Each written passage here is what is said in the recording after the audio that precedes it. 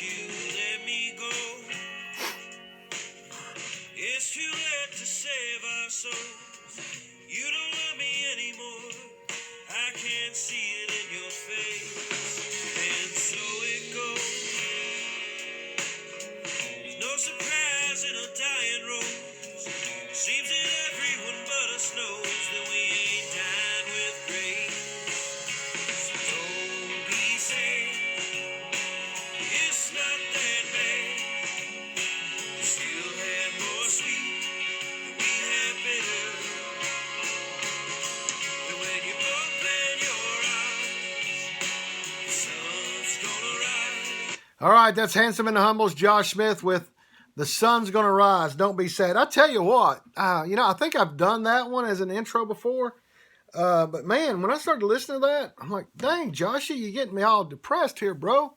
Anyway, it is the Brian Hornback Experience, formerly a podcast, formerly the Brian Hornback 30. It's the Brian Hornback Experience, episode 64. We've got somebody I've known for a while. Anyway, we've got Gina Oster, candidate for county commission in the 3rd district. Is that right, Gina? That's it. Oh, golly. I suddenly had this, like, 3rd, 6th? What are we talking? Anyway, whatever. 3rd, and it's probably been 23 years since we've known each other. 1999, right? I think so, yeah. 1999. Farragut High School. We're at a meeting, and we both were thinking about running for school board, and I ran and won with your help, and then I lost in 2004, and then I went on to be party chairman, and blogger, podcaster, and anyway, and you're still running. So hey, good news for you.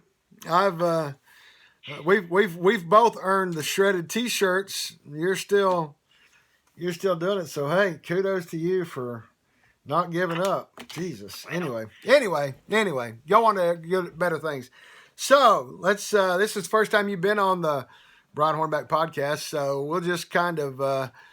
You're a Carnes native. Go ahead and tell us your story. And I know you're just going to briefly touch over the 3 boys and 3 daughter-in-laws, and you're going to talk about that granddaughter and and the grand to be. But go ahead. Well, I am. Thank you, Brian, for having me on. I've been looking forward to this. Like I say, Brian and I have known each other for a long time, so it's nice to have friends that we can count on with each other over the years and the kind of environment that we are in. But I graduated from Carnes High School, and my husband graduated from Farragut. All 3 of our boys graduated from Carnes, and we've been in District 3 when it used to be District 5. We've been over here for 26, almost 27 years, and actually we bought the house that my husband grew up in, so he's been in this house all of his life. So I know District 3 extremely well. I got involved in politics the year before our oldest son went to school over at Cedar Bluff. I wanted to kind of get to know the teachers and the principals and kind of how everything worked, and I started that first year on Kids Vote. Actually, Laura Nichols was running that at the time.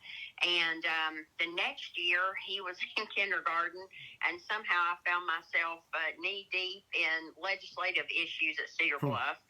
And for people that may not remember, but Cedar Bluff was a temporary building that had sat there for 30 years, so I'm not sure how temporary that was. But kids didn't have cafeteria, and the bathrooms were closed down all the time because of plumbing issues, and so I kind of jumped into that feet first and kind of became the bulldog for that. And matter of fact, Brian and I, while he was on school board, worked pretty tirelessly, and I say that both of us are pretty proud of that new Cedar Bluff school that sits over there. My kids didn't get to enjoy it, but all the other kids in Cedar Bluff have, and that was the whole point of that. In that time, I was able to spend getting to know our local representatives at the time. Frank Luthold, literally one of my favorite people, was my commissioner, and he taught me what it was to be a good representative, and to be prepared and know what you're talking about and spend your time really representing your your constituents and be able to they could get a hold of you and be accessible. And Frank did a great job at that. So Yep. I learned from him and spent time with state people, Burchett at the time and Steve Buttrey, superintendents. I think I worked my way through 3 of them. And we would have everybody there once a month walking the halls of Cedar Bluff and me just pointing out the problems monthly. I was a thorn in their side, I'm sure. But during all of that, it taught me the importance of local government and the importance of knowing who your representatives are and holding them to that standard of being accessible and responsive. And so that's the kind of representative I plan on being. I want my district to know who I am, for one. I want them to be able to know that they can get a hold of me on my push cards when we're door knocking every day. My cell phone number's on there. I want to have meetings. I want to bring the meetings, the events, and that kind of stuff back to District 3 that it used to be. And I know you remember that, Brian. Oh, yeah. Representatives did that more in your district. And so it was funny. I woke up one morning before I had totally decided that I was going to run. And it was about 2 o'clock in the morning, and just woke straight up. And this came to me, and it was you plus me equals a successful District 3. Oh, that's and cool. That's what I want my constituents in this district to know. I may be the quarterback on the team, but you're my team. And to take that ball down the field that's going to benefit District 3 to the best of our ability, we all have to work together.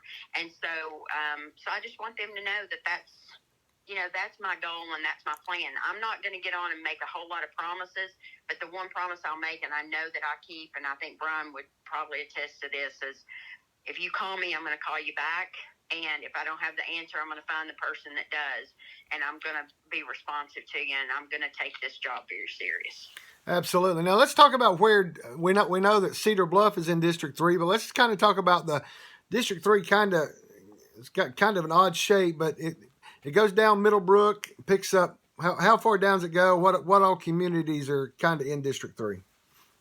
We picked up. We lost 2 precincts, and over Norwood and West. And so we've kept Amherst.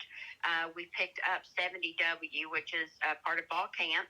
So we to the District 3 family. Cedar Bluff, and then you got parts of Bearden that's also part of District 3. So it is kind of a strange kind of cutout, but we got a pretty good little district over here. Right.